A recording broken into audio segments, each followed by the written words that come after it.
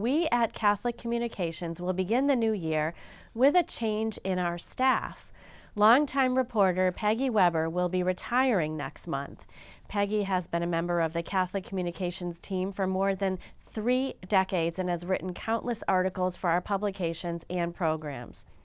I sat down with my pal recently as we chronicled her career that ultimately was woven into the fabric of her family and her faith. Peggy Weber's byline has appeared in the Catholic Mirror magazine and its predecessor, the Catholic Observer newspaper. You've seen her reporting here on Reel to Reel and may have read her stories online at iObserve. It all goes back to 1984 when Peggy and her husband John had moved back to Springfield from Wisconsin, where they met while she was in graduate school at Marquette University. They had 2 small children at the time, and she was looking for a part-time writing job. I contacted the Catholic Observer and see if they needed anyone to write, and they said, come on down. And so Massey was less than 1 and Carrie was 2, and I think I went down there with like my stroller and Carrie by my side and got my first assignment, and I've been writing ever since. Over the last 3 decades, Peggy has covered many different assignments, both for print and TV, and she says one of the highlights of her career has been writing her column, Spun from the Web, which she started 31 years ago.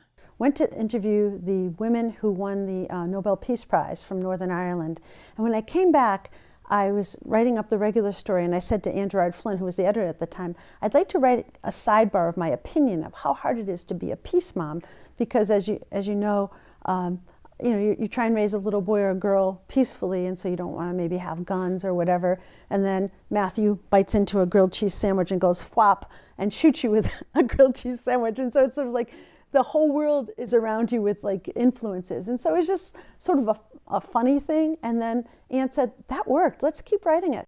And keep writing she did, from inside Fenway Park to inside the cloistered walls of the Visitation Nuns Monastery. She covered Pope Benedict's visit to New York City and Mother Teresa of Calcutta's to UMass. But even though she has been in the same room as a saint, Peggy says her favorite interviews involved the people in the pew.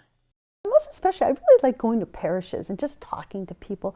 We have so many good and wonderful and faithful people who just, there's a lady that knits baby hats up in Pittsfield for newborns, and there was this man I interviewed that worked the spaghetti supper in Holyoke every week, and those are the kind of stories that touch my heart, and I like highlighting those people. Ah, the stories. They are now being told to a new generation of Weber grandchildren.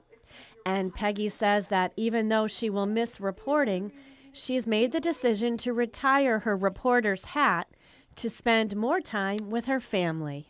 You know me, I've always just loved my family, faith and friends, and so I've just felt torn, so much so that I realized that if, you never know how much time God's going to give anyone on this earth.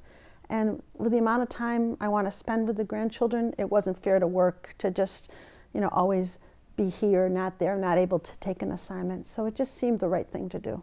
During her retirement luncheon, Peggy introduced everyone to the little reasons why she would not be in the office beginning on January 1st.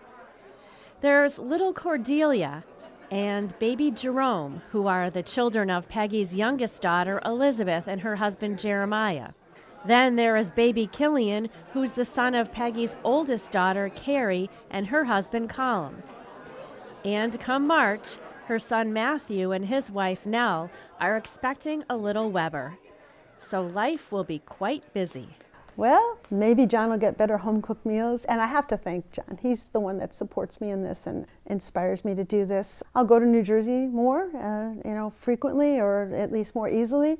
I'll run to Boston and look at baby Weber, and I'll hang out with Cordelia and Jerome a lot. I'll try and get to my daily masses, and I'll maybe organize a few things at home, a lot of things at home.